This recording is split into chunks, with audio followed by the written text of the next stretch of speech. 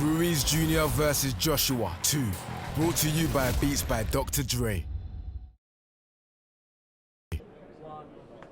Hello, welcome to Saudi Arabia and to the Royal Queue, which is part of the Diriyah season. I just watched the sunset over the Diriyah Arena. We're just 3 days' time, a few days' time, we will be seeing one of the biggest rematches, quite possibly, in recent times. Anthony Joshua, Andy Ruiz Jr. go at it once again. This time, though, Johnny, Anthony Joshua is not the heavyweight champion of the world. He is the challenger, something he is not used to. Good.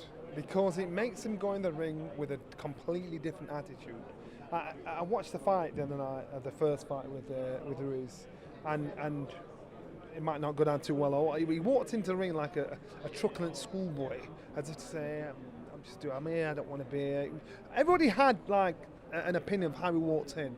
Well, there were so many conspiracy theories exactly. afterwards. But now in hindsight, looking back on it, you'll all say, you know what, his attitude probably wasn't on point for fighting Ruiz then, because he thought, you know what, this isn't the opponent I should have had originally. Every fighter, and I'm quite sure if we go through history, you look at fighters that should have boxed somebody his opponent pulled out, and the next fight, when he's gone in with the standing, he's lost or struggled. Lennox Lewis and Vitaly Klitschko is a great example. It was a struggle until Lennox stopped him with that cut, but it was a struggle and Vitaly was a standing. So Anthony Joshua had to learn a harsh lesson, but in front of the eyes of millions, and he's in his New York debut. Now he goes in the ring again as a hungry fighter again. He goes in there with a guy that knows he can hurt him, that knows he can more or less finish his legacy that he's trying to chase. Which is good, because when you go in the ring with fear, you're like a deer in the woods. You're on point. You're thinking you're on alert. It got to a point where Anthony Joshua was thinking, I just have to turn up and do what I'm doing here. Go to the gym, do my work. I expect success. Now you put the work in. Now he lives in the gym. He doesn't disappear for 3 months and then all of a sudden starts training. He's made boxing part of his life, which is part of his learning. Well, let's just talk about some of those changes, because he has made some changes in his camp. I spoke to him back in July when I sat down and did that interview with him, and there were questions asked after the first fight saying, does he need to make changes? Does he need to make cuts in his team? Does he need to even get rid of Rob McCracken? I mean, that was a big question to be asked. He said, no, we won't get rid of Rob when I spoke to him, but he has brought in Angel Fernandez. Totally agree. I remember when I heard those rumours as well, I sent him a message saying, listen, loyalty is everything. Rob McCracken is one of the few people that he respects and he will listen to. When Rob says jump, he'll just jump. I'm not saying how high or when, he'll get it done.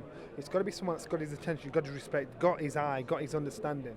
Now, but people are so quick, aren't they, to say one loss, you need to get rid of someone. Of course. Make changes. Now you've got to think about what Anthony Joshua has done in just under 11 years. In that condensed short space of time, he's done what most fighters haven't done, which is win Olympic gold, turn professional, become a world heavyweight champion, get 90,000 people in Wembley Stadium, which tells me that there's something in there that helps, that will make him click, that makes him understand, I can condense this and I can do this, because his achievements are unbelievable. Look what he's done to the sport of boxing. Like it or not, he's the reason why boxing is like this now. Why all the TV companies from all over the world want to get involved and throw millions of heavyweight fighters, because he's had that crossover appeal, like it or not, and that short space of time he's boxing. The problem is this: when you become world champion, the responsibility is you've got to be able to deal with all oncomers in 12 weeks or 8 weeks or 6 weeks when you've had notice. But those oncomers have known you from day one of you being world champion. So the day just in the 3 years he's been champion, do you know the amount of heavyweights that have been plotting and planning and getting strategies to beat Anthony Joshua? And then when they turn up, he's got to think, right, I've got to think of a game plan that beats your game plan that you've been doing for 3 years. And so that's the responsibility of a champion. He came up against a fighter. It's the constant of juggling the balls, isn't it? Exactly. So it's like he came up against a fighter that that had done that. And is he a Pokemon or was he lucky? I know Anthony Joshua now has had to go back and lick his wounds. He comes into the ring as a hungry man. I know one man that knows him well personally, Spencer Oliver. He knows him well personally, so he knows how he is. I think he was on your podcast. On cue, Spencer. I like that. He was on your podcast saying stuff that you thought, that surprised you. Absolutely. Look, we had him. It was only like sort of 4 weeks ago or stuff. And he was saying, listen, I said to him, Joshua, how do you approach this rematch? He said, well, look, Spence, he caught me with a sweet shot. He wasn't talking about a shot from the gods or anything. He said, I didn't recover. He said, I know going into the immediate rematch, I know history says I don't win, etc. He does all that, but what he does say is, he says, it's a 50-50 fight. And I know that. He goes, I know that I'm up against it. And I thought the honesty was incredible. He was just so real. He wasn't trying to make any excuses. He said, I got beat by the better. I said, was there a problem before the fight? Because there was a lot of speculation saying you was ill, you didn't walk right on the ring walk. He said, no. He put it to bed, so you can't argue with that. And I said, why Saudi? Why are we going to Saudi? He said, well, simple. I'm going to Saudi. He said, because the fight's going to happen anyway, and when the bell goes, it's me and him. He goes, and I'm getting more money to go to Saudi. They want it there, and I want to create a bit of history. It's a history fight. Saudi, you go to the Thriller in Manila, the Rumble in the Jungle. He said, this is just another one of those. So he knows what he's doing, but he's also realistic in the fact that he knows there's a 50-50 fight. And exactly, you talk about Ali against George Foreman. You look at the political situation in Zaire at the time. The last thing people are talking about is that they're talking about the fight itself. This could have been one of the occasions. The possibility of big fights coming to Saudi after this is immense. How it will change people's attitudes to sport coming to Saudi is immense. But you think about the fight. So this is all about the sport of boxing, nothing else. So it could be anywhere in the world. It could be in Timbuktu. It could be anywhere. These guys are making this fight about them and the sport of boxing. I mentioned at the top about it is new territory for Anthony Joshua. He's not used to being the challenger, is he? Do you think, Spencer, that it's almost like setting the reset button for him? He's got that fire back. He's got that kind of drive, the will, the want is back. It's there. I'm glad you asked that, because I asked him that question as well. And he said this is what he needed. He said, actually, I think I've come a little complacent. I've come a little bit comfortable. I looked at Andy Ruiz, who was a different fighter to Baby Miller, who he was originally going to fight. He said, I looked at him and I thought, you know what, I'm just going to turn up and I'm going to win. He said, but what I feel now that I've lost and now that I'm the challenger, that one, I've got no pressure on my shoulders, the immense pressure I had, I feel like that's been taken off. You don't think he has the pressure on his shoulders anymore? No, I think he has, but he's saying he feels that a lot of it has been taken off because now he's the challenger. And he goes, I'm actually quite enjoying that. And he said, the fire's relit in my belly. He said, so he's going, and we saw an interview that he done recently and he looked a little bit agitated, talking about, I want people to bow to me when I do this, because it's getting to him a little bit. What do you think to that? Do you like the way he's been? I like the edge it's now created, because he was very PC, the nice guy before, and his PR team had done a great job, and that's why he's achieved what he's achieved. But then you look at Furies, you look at Wilds, and these guys are saying some outlandish things. So you think, you know what? Now you're going to get a piece of me, and it's character. Dave Gordon. Yeah, Dave, get in the party, he's Dave. He's from our gym. He knows what. Where are you going to stand, Dave? Having that bit of character. You get in front of me. Having that bit of character makes all the difference. Now he's able to express himself and give him that ruggedness. And we know that. That's how we are when we're in the gym. Do you know what? I've been talking to you about this. Yeah. I don't dislike this new age here. I like how he's being more. Rather than speaking and talking in interviews as though he's protecting a brand, he's talking like a fighter. You think this is what people want to see? Whether it's what people, I think people want to see that. They just want to see something a bit real. But I think he's speaking like a fighter. He knows that he's in a real fight. He knows that he's up, from what happened the last time, everybody sees that he's up against it. But he's talking like a fighter. He looks like a fighter, and I like it, me. I think you need, and that's why we can be, as we say in Sheffield, we can be Mardy bums. Yeah. But you've got to be like that as a fighter. The Arctic Monkeys wrote a song about it, didn't they? Yeah, you've got to be like that as a fighter. You've got to have a bit of a chip on your shoulder. So now he's expressing it. He's actually here now. He's sat down chilling. He's early for once, but now he's expressing that. He's being who he wants to be, and he knows he's on. The pressure's on there.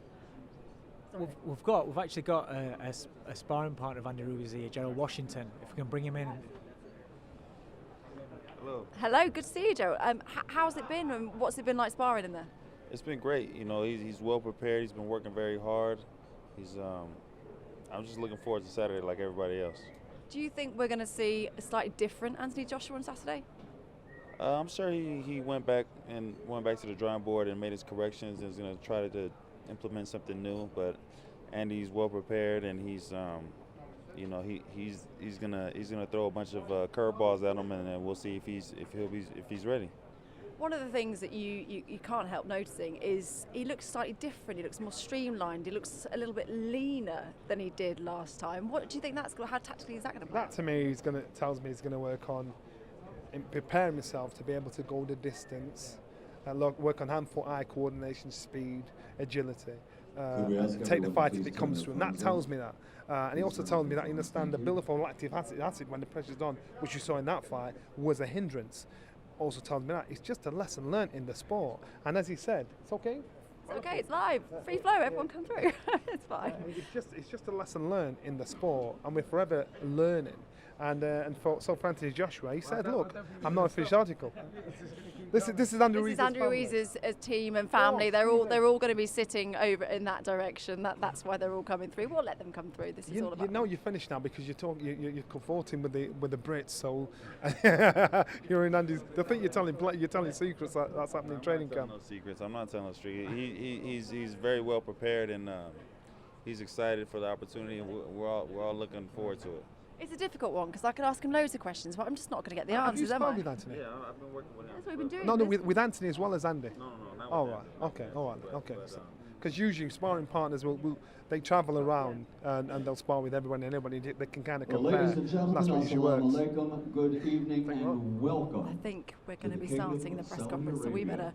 better And what will be shut up really the and hand over biggest to Michael boxing Buffer event for the introductions. of the year 2019. As Eddie Hearn for Matchroom Boxing is proud to present Saturday Night Live on DAZN and Sky Sports Box Office in association with Skill Challenge Entertainment, AJ Boxing, and TGB Promotions, and proudly sponsored by our title partner, Public Investment Fund, and also supported by JD Sports. The event, the Heavyweight Championship of the World. There's no title that equals that. There's nothing in the world of sports bigger than being the world heavyweight champion. And on Saturday night, it'll be the rematch. 12 rounds of boxing for that heavyweight championship. Now I know it's going to be a big event because I see Neil Leifer here in the audience, and he's the only photographer in the Boxing Hall of Fame. And we have press from all over the world, and they'll be here for the rest of the week watching every move these two fighters make. This is the rematch the world has been waiting for. It's on top of a great night of world-class professional boxing, and here to tell you more about it is Mr. Eddie Hearn from Matchroom Boxing. Thank you, Michael. And can I just say as well, what an honor it is to have you here as well, Hall of Fame MC, of course, the voice of boxing. When you hear those famous words, let's get ready to rumble, it's like nothing else. And when you hear it on Saturday night, it's going to be a moment in time, a moment of history. We talked about our friend Neil there, photographer. He was on the canvas, he was taking photos for the Thriller in Manila, for the Rumble in the Jungle. And on Saturday night, welcome to the Clash on the Dunes, another historic evening for the sport of boxing, a heavyweight event that will go down in the history of our sport. The rematch for the World Heavyweight Championship, that epic night at Madison Square Garden on June the 1st when Andy Ruiz upset the odds and became the first ever Mexican World Heavyweight Champion. And on Saturday night, he turns champion, and Anthony Joshua turns challenger to try and make history and become a two-time World Heavyweight Champion. It's got absolutely everything, and I can't tell you how glad and honoured we are to be here in the Kingdom of Saudi Arabia to stage this event.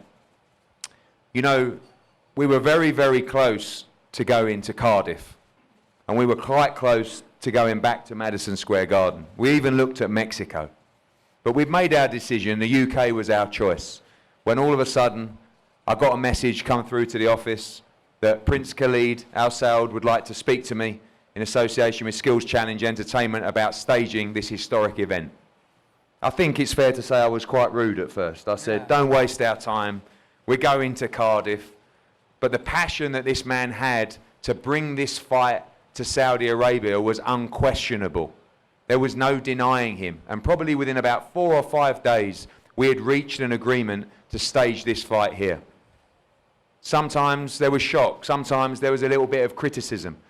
I can sometimes tell you that sitting here today It was a wonderful, wonderful decision that we are so, so happy with. The hospitality that we have received in the Kingdom of Saudi Arabia has been second to none. The experience that the fighters have had with hotels, with transportation, with gymnasiums being built for them, specifically designed to prepare for this event. The response and the hospitality that the media have had as well. But more importantly, the passion and the logistical drive that Skills Challenge Entertainment and the GSA have had to stage this event and to get it done. 10 weeks ago, they embarked on creating a purpose-built stadium. 15,000 people. I can't lie to you, myself and the team at Matchroom, we had our doubts. It's not just done, it's done as one of the most beautiful, special event locations that you could ever imagine. My stomach right now is full of butterflies for this event. Not just because of this great fight, but because this is a complete change and a new dawn for the sport of boxing. And we cannot thank the Kingdom of Saudi Arabia, Skills Challenge Entertainment and the GSA enough for everything they have done. They have kept their word on everything they said they would do. They've performed and outperformed on everything they promised, and we look forward to being partners with them for many, many years to come. Before I go to Prince Khalid to say a few words, of course, we wouldn't be here as well without the support of our broadcast partners, and two of those particularly in Sky Sports and DAZN. Sky Sports, of course, long been our exclusive UK broadcast partner. They've helped us, along with Anthony Joshua, regrow the sport of boxing in the UK, from leisure centres to 90,000 at Wembley Stadium. Without their support, British boxing and Matchroom boxing would not be where they are today. For our friends at DAZN, just over 1 year in, they've completely changed the face of boxing in America. Look at the names that they've already brought to their wonderful platform. Anthony Joshua, Andy Ruiz, Alexander Usyk, Canelo Alvarez, Gennady Golovkin. The list goes on and on.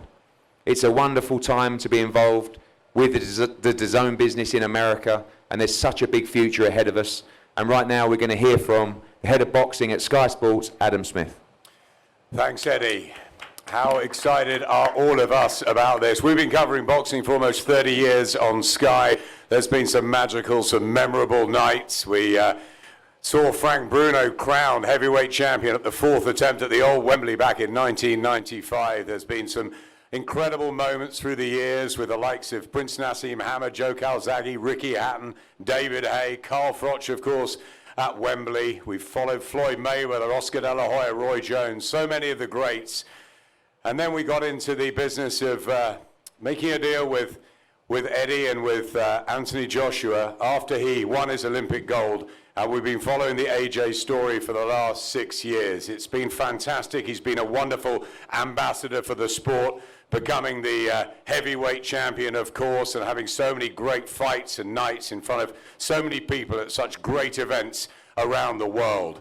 Then all of a sudden, one of the biggest upsets in boxing history. We've seen, obviously, Buster Douglas take on Mike Tyson, Lennox Lewis lose a couple of times to Oliver McCall and Hasim Ratner. But this was a huge one in the Garden when very few people outside of Andy Ruiz's team gave him much of a chance. But what a fight we had. Andy Ruiz becoming the first heavyweight champion from Mexico. Anthony Joshua having to go back and rebuild. And how we love a rematch. Rematches are fantastic. This will be the biggest night for us of the year. We're host broadcasting. We've got 147 people from Sky over to make sure it dazzles in what is a wonderful arena, a brilliant new stadium built in a matter of weeks. And I think Saturday night is going to see some real history. What happens? Who knows? It's unpredictable, this sport, and this fight, you cannot pick a winner. Andy Ruiz, can he do it all over again? Anthony Joshua, will he reclaim the belts and take his position? Everybody at Sky, and I know everybody back home, cannot wait. And it will be 8:45, 9 o'clock UK time, prime time back home, Sky Sports box office. Don't miss it. Thank you, Adam.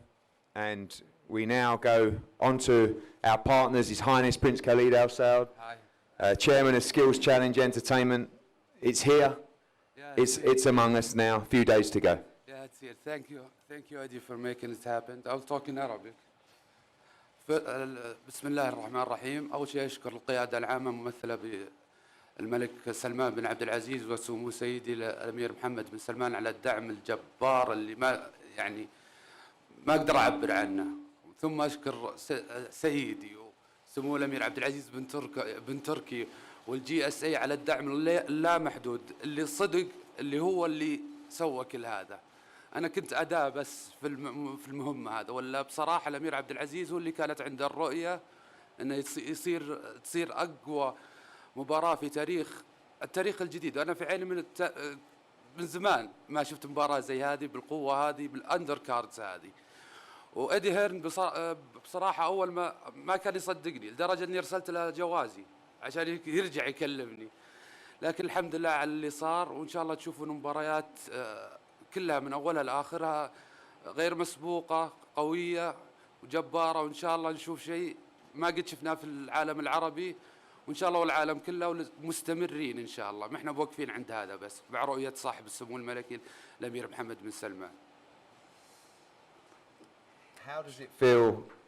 Let's have a round of applause. Prince Khalid, I know you as the one and only Big K. How does it feel? The one thing that struck me when we first had our conversations was your passion for the sport of boxing. You are a huge, huge boxing fan, your knowledge of the sport as well. How does it feel to be the man responsible for bringing this event to Saudi Arabia? Actually, it's not me who's responsible. The whole team and Prince Abdulaziz is the most responsible guy who did it. I'm just somebody who helped to do it because I love boxing. And if it's passion, I can't wait for Saturday. It's so much energy, the energies, the vibes, the things that I saw when I was watching Tyson, Holyfield, Alex Lewis. These days, it's coming back to me. The love of the game. It's amazing. It's amazing. Well, thank you, Khalid. I'll tell you, you are responsible because you made that call. Thank you. And you made sure we got this deal done. But we want to thank, of course, Prince Abdulaziz, the GSA, Skills Challenge Entertainment, Omar, everybody that's helped, Roseanne as well, everybody that's helped to get this over the line. It is just the most incredible, incredible event I've ever been a part of. Thank you so much for everything that you've done. Thank you. We go to the teams now, and of course the teams for the IBF, the WBA, the WBO and the IBO World Heavyweight Championships. We start with the champions team. I'm going to start with Andy Ruiz Sr. I remember the very first press conference, you came with your son. There's a different vibe now. You walk with the champion, your son, the World Heavyweight Champion. I know that when we first announced this event, it was a country that no one had fought in before. We hadn't staged events here. There was a little bit of drama and unsure about the whole situation. I've seen you guys embrace this country, embrace the hospitality, and a few days to go before your son makes the first defense of his World Heavyweight title. Yeah, thank you, Eddie. Thank you to the King. Thank you to PBC for making this thing possible. It's just like in June, I told you, Eddie, you're going to regret to get Andy for Anthony Joshua. So we're going to make history. We're going to make history right here in Saudi Arabia again. And we're taking those belts to Mexico, United States. So thank you to everyone, and we're going to make history. Don't miss the fight, and we come in the best preparation. So that night is going to be a Victoria, and my son is going to be the Victorian that night. Thank you very much. Thank you very much, Andy. We turn to the trainers first. Rob McCracken. Rob, an incredible journey with Anthony, of course, Olympic gold, the World Heavyweight Championship in just his 16th fight, unifying it against Klitschko in his 19th fight, unifying it against Parker in his 21st fight, and now, you know, the ups came with the downs, and now ready for a big up on Saturday night. Yeah, Anthony's in a much better place than he was last time before the fight at this stage. I'm much happy with where he's at. Everybody says this, but training camp has gone really, really well. We've been treated fantastically well in Saudi, I have to say that. Anthony's been training at the British Embassy. He's had his own private facility. He's been able to train diligently and hard. Listen, we know how good Ruiz is. We know he's a real top heavyweight fighter and he's the champion. But we're really happy. We're confident. The whole team's confident. It's a totally different mood going into this fight than it was back in New York. And I think he's going to see the real Anthony Joshua on the 7th for sure. Obviously, this time going into the fight, he knows all about the style of Andy Ruiz. He shared a ring with him before last week, last event, last fight, probably around 4 weeks preparation for Andy Ruiz. Has that been a major difference in preparing for this with his sparring and with the tactics for this fight? Yeah, I think, you know, Andy Ruiz had five weeks notice for the last fight, but at the same time, Anthony's opponent had pulled out, so you got to restructure and change things. But for somebody of Ruiz's ability, that's not easy to do, but that's not an excuse. The right man won on the night, but they've both had 12 weeks to prepare for this fight. I think it's a level playing field now. I think Anthony knows exactly what's in front of him. The sparring partners have been tailored to suit Anthony and what Ruiz does. And I think, like I said earlier, I think you'll see the real Anthony Joshua on the 7th on Saturday night, and I think he'll put on a great performance. Thank you, Rob. Manny, of course, we've seen those iconic pictures of you and Andy jumping up and down in a ring at Madison Square Garden, but now it's back to business. The game has changed for you all, and look forward to defending those world titles on Saturday. Absolutely. Excuse me. First of all, I would like to thank Matchroom Boxing. First and foremost, I would like to thank the Kingdom of Saudi Arabia for having us here. It's been absolutely fantastic, man. And thank you for the welcoming, for the warmth of the people here. It's been fantastic once again. Again, thank you, Matchroom Boxing, the Zone, and everyone that's had something to do with the promotion. Thank you very much. It's been 3 months of preparation. That's one thing that we didn't have for the last fight. So I'm very pleased to say that we've had a great camp. We had the perfect sparring partners, the perfect time to prepare, to develop a better game plan, and to understand that we have a very tough task in front of us with Anthony Joshua. We respect him a great deal, and we know he's a great fighter, but we're going to be ready for the task. Andy has had a great camp once again. He's mentally and physically prepared for the challenge, and you know, we look forward to it. So again, thank you, and I'm hoping no one will walk away disappointed this comes Saturday night.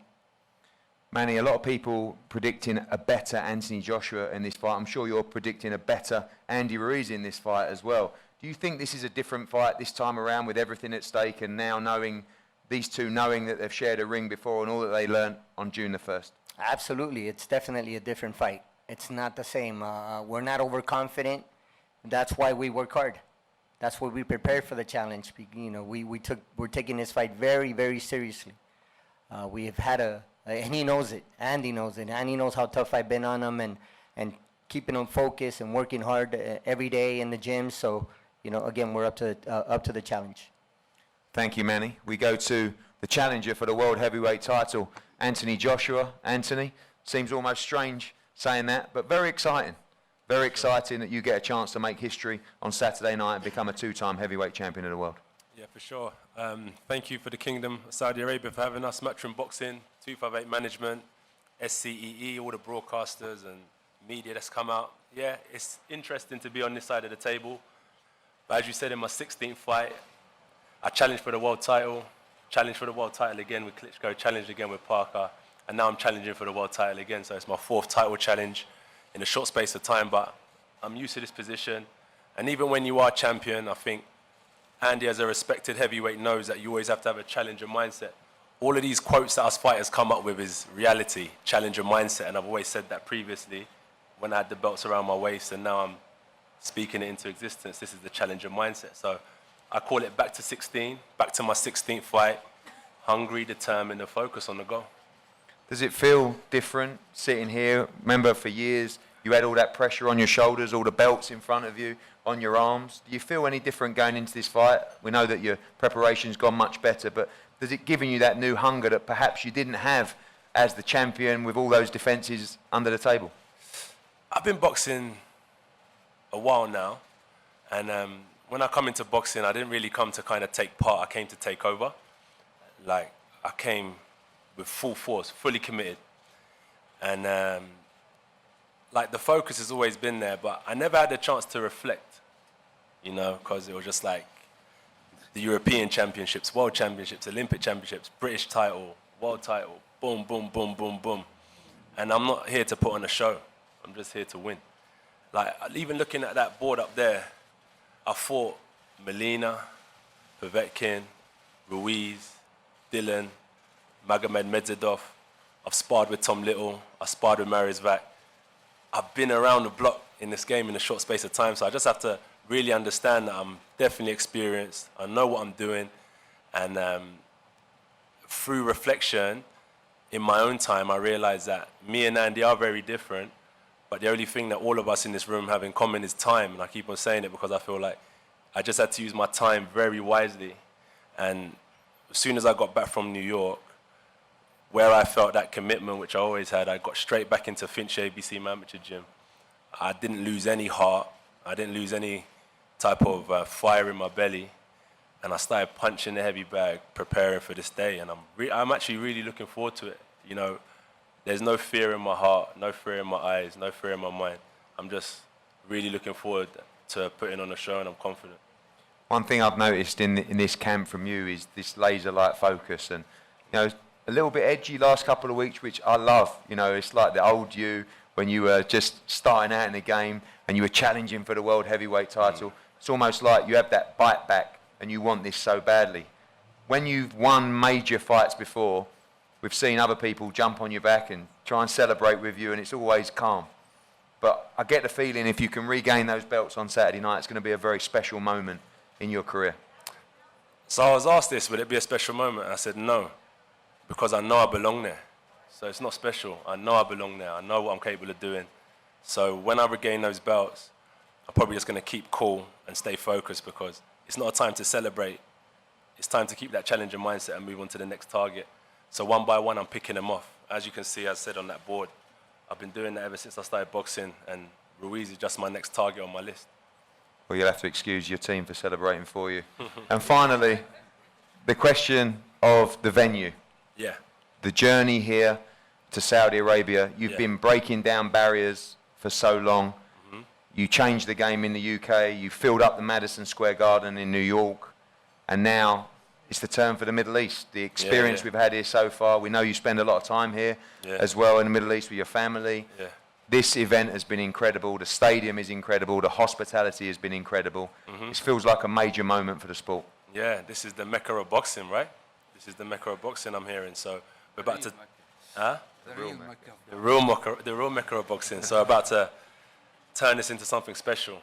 A real event. As you can see, we spent a lot of time putting together a great undercard, a great show, and I went to the venue. It's perfectly designed. I went there, I said my prayers. I took time to really embrace what's going to come Saturday night. And I'm going to just walk it with confidence, and I want everyone in there to feel that same type of confidence that I feel and have a great time. And thank you all for coming out, and I look forward to seeing you all tomorrow at the weigh-in, right? Friday the weigh-in. Friday the weigh-in. Tomorrow I think we've got a gala dinner. Yeah. And on Saturday night for when the real work starts.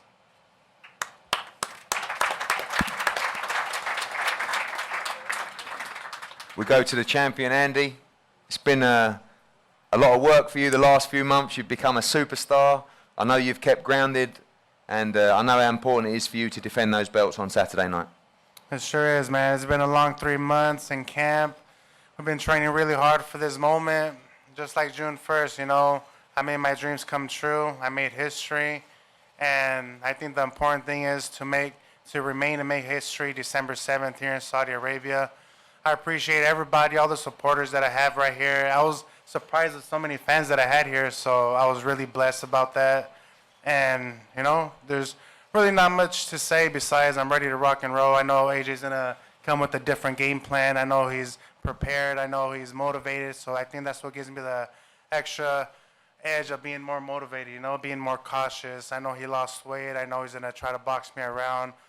But it's just my job to prevent that, you know. So I'm ready for whatever comes my way, and I'm ready to rock and roll.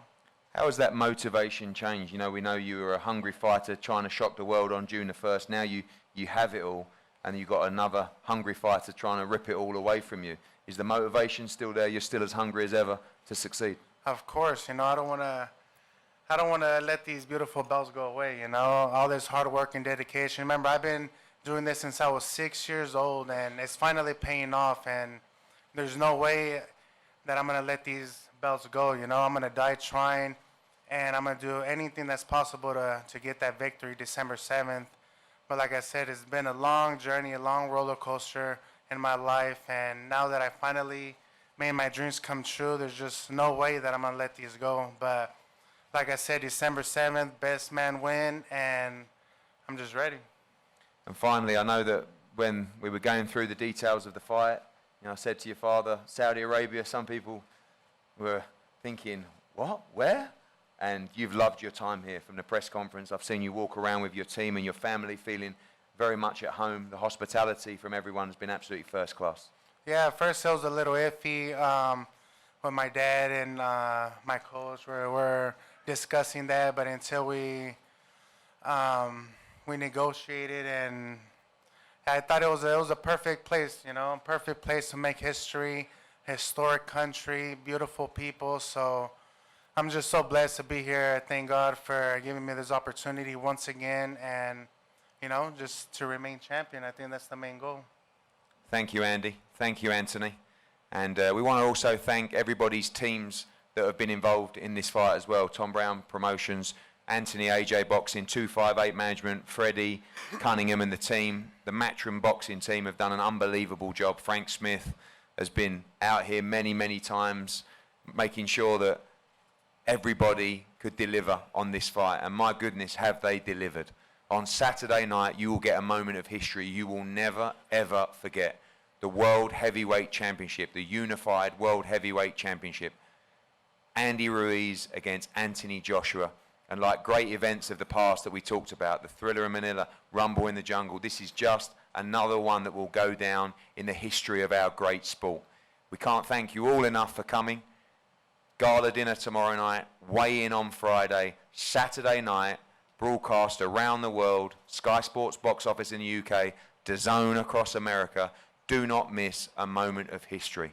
Thank you so much for attending tonight. The fighters are going to face off in front of us and will be available for media. We look forward to a night we will never ever forget. Thank you very much.